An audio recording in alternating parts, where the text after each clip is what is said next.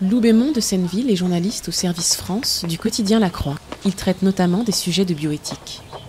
À l'heure des débats autour des soins palliatifs et de la fin de vie, il a rencontré Pone, une ancienne star du rap dans les années 2000. Pone est atteint de la maladie de Charcot, une maladie incurable. Il se bat pour dire qu'une vie est possible. Dans ce podcast, un journaliste de La Croix raconte les coulisses d'un reportage, d'un article ou d'une photo, ce qui s'est passé avant, comment il l'a vécu et comment l'histoire se poursuit. L'envers du récit, épisode 3. Pone, combattant de la sérénité. Moi je m'appelle Lou Bémond de Senneville, je suis journaliste à La Croix depuis 7 ans et je suis en charge depuis le mois de septembre des questions de bioéthique. Donc je suis chargé de la rubrique bioéthique et l'histoire que je vais vous raconter est celle d'un homme qui s'appelle Guillaume Galard, dont le surnom est Pone. Pone, c'est son nom d'artiste parce que Guillaume Galard a été membre d'un groupe de rap très connu qui s'appelle la Funky Family, qui dira peut-être quelque chose à certains d'entre vous, ceux qui ont plus de 40 ans, je dirais. La Funky Family, ça a été un groupe très connu de ce qu'on a appelé les groupes marseillais, comme IAM, c'est la même génération. Et donc cette histoire commence au mois d'octobre. Je viens d'arriver au service France et j'ai un peu la pression parce que je me dis quand même je dois être un peu à la hauteur de cette rubrique qui me faisait envie, qui est la rubrique bioéthique. Et le jour où j'arrive dans cette rubrique,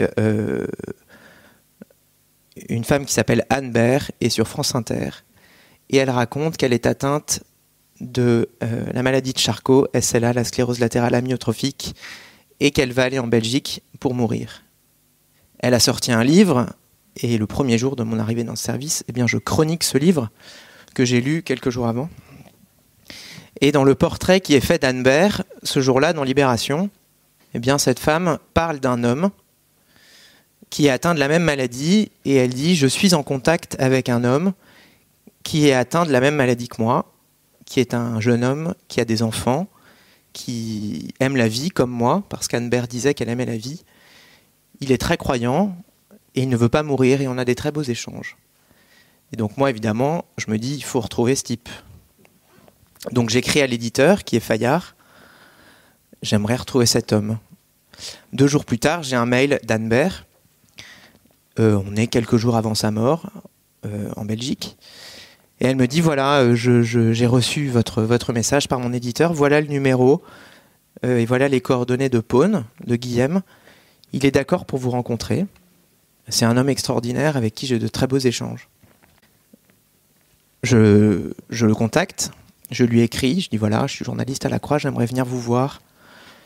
Il m'a dit, c'est très gentil, mais je vous accueillerai volontiers, mais vous savez, je ne peux pas parler. Donc on va peut-être faire par mail. Je lui dis, non, je vais quand même venir vous voir.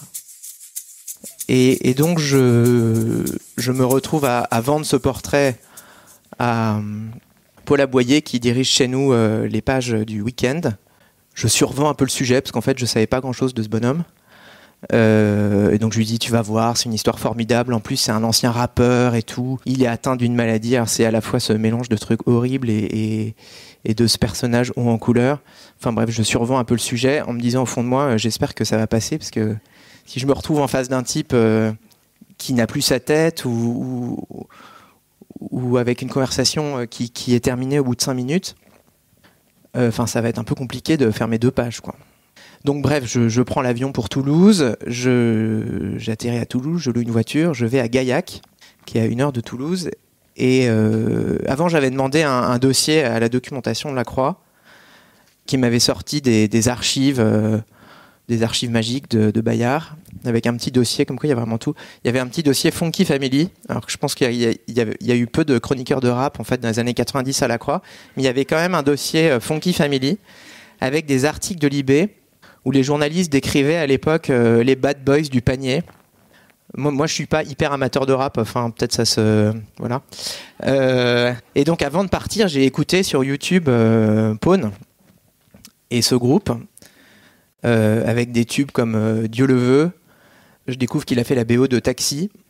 J'y vais en me disant quand même un peu impressionné, quoi. Bref, j'arrive à Gaillac, et j'arrive dans une très belle maison, une sorte de villa, vraiment une très jolie maison. Je suis accueilli par une femme avec un foulard sur les cheveux, grand sourire, une très jolie femme noire, une quarantaine d'années, Waïba, qui m'accueille, qui me dit « Guillaume vous attend, on monte ». J'emprunte un escalier et au son de mes pas sur ces marches de l'escalier en bois se substitue petit à petit le son d'un respirateur et je pense à Dark Vador.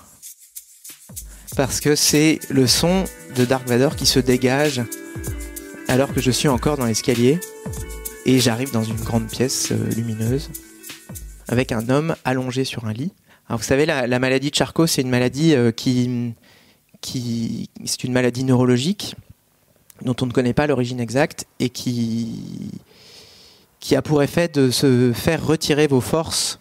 C'est-à-dire que petit à petit, les muscles des jambes, des bras s'atrophient.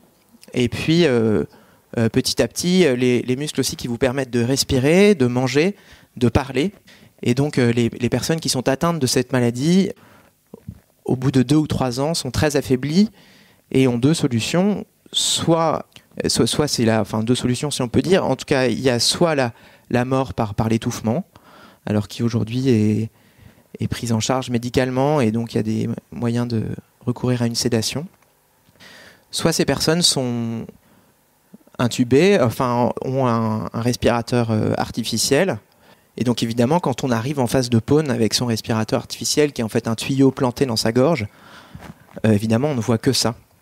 Moi, j'ai un peu l'habitude du handicap, parce que depuis 10 ans, j'accompagne régulièrement des personnes très malades. À la fois, on est toujours impressionné, et puis en même temps, je salue cet homme. Et se met en place, entre lui et moi, une conversation unique, parce que cet homme ne peut plus parler, et il a au-dessus de ses yeux un écran, avec un alphabet, qu'il vise avec ses yeux, et c'est ainsi qu'il dicte ses réponses. Et donc, à la respiration de Dark Vador s'ajoute la voix du GPS. Et je peux vous dire qu'au retour, j'ai éteint mon GPS. S'ajoute la voix du GPS de cet homme qui dicte ses réponses. Et donc, il y a un dialogue entre lui et moi qui est fait de plus de silence, parce qu'il lui faut évidemment du temps, qui est fait de plus de silence que de paroles. Et donc, me voilà parti à l'interroger sur sa vie, impossible, difficile, sur l'épreuve qu'il traverse, et puis aussi sur ce qui reste en lui du bad boys du panier. Ce qui est étonnant dans ce dialogue, c'est que vous savez, quand on interviewe quelqu'un, il y a souvent un peu de small talks, c'est-à-dire quand on arrive, on va faire le portrait de quelqu'un, ou on va interviewer quelqu'un, il y a toujours 3-4 minutes où on parle de la pièce où on est, du temps qu'il fait, on dit « Ah là, c'est chouette votre maison et tout ». Et là, il n'y a pas le temps, quoi. J'ai 2 heures, j'ai un avion à prendre. J'ai quand même 2 pages à rendre. Je pense à Paul Aboyer, qui me dit « Hello, j'espère que ton portrait va être bien. » Parce que Paul Aboyer est du Sud-Ouest. Et donc, j'ai pas le temps. Et donc, d'ailleurs, tout au long de cet entretien, mais souvent, c'est ça, quand on fait un portrait, on se dit « J'ai trop de temps et j'ai pas assez de temps. » En fait, on oscille entre les deux. On se dit « Merde, en fait, 2 heures, j'ai trop de temps, dans une demi-heure on a fini, et puis de temps en temps il y a une porte qui s'ouvre, on se dit en fait j'ai besoin de 2 heures de plus, et donc j'oscille pendant tout cet entretien. Bref, je découvre un homme étendu et en même temps qui a l'air presque mort, et en même temps qui est vivant et qui est insolemment vivant, quoi.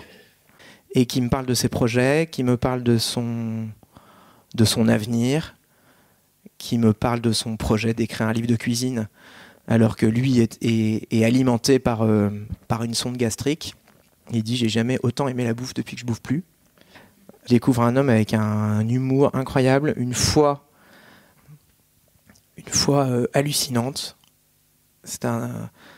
Guillaume est musulman, pratiquant comme il le peut, c'est-à-dire qu'il prie beaucoup.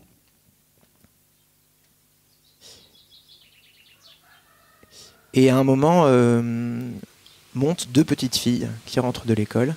Ces 2 petites filles, c'est Jasmine et Naïla qui ont 9 et 6 ans, qui arrivent, qui me tirent par la manche et qui me disent « Hey, papa va passer à la télé ?» Je dis « Ah non, moi, un crayon, ça, je suis pas à la télé. » Donc elles étaient un peu déçues.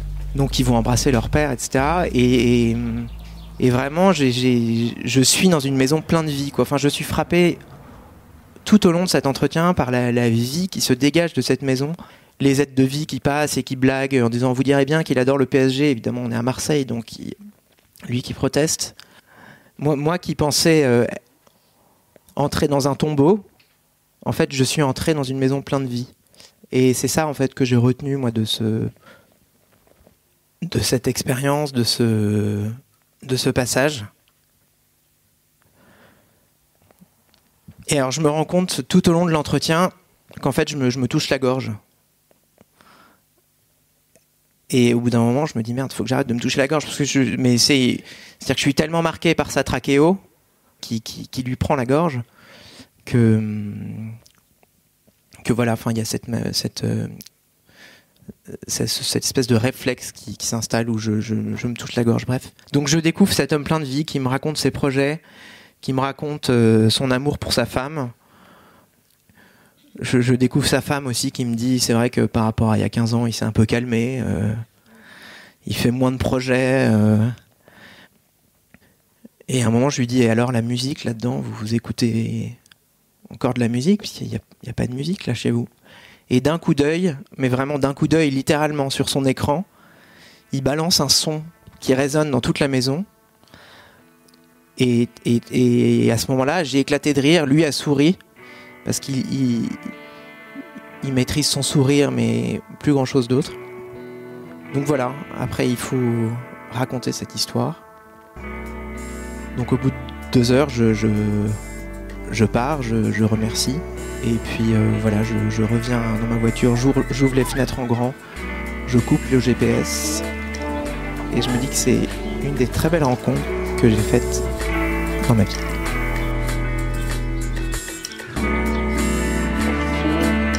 Vous pouvez lire le reportage de Loubémont de Senneville sur le site et l'appli La Croix. Le lien est dans le texte de description qui accompagne ce podcast. L'envers du récit est une série originale du quotidien La Croix. Chaque mercredi, un nouvel épisode de la saison 1 est à écouter sur toutes les plateformes de podcast et sur l'application La Croix.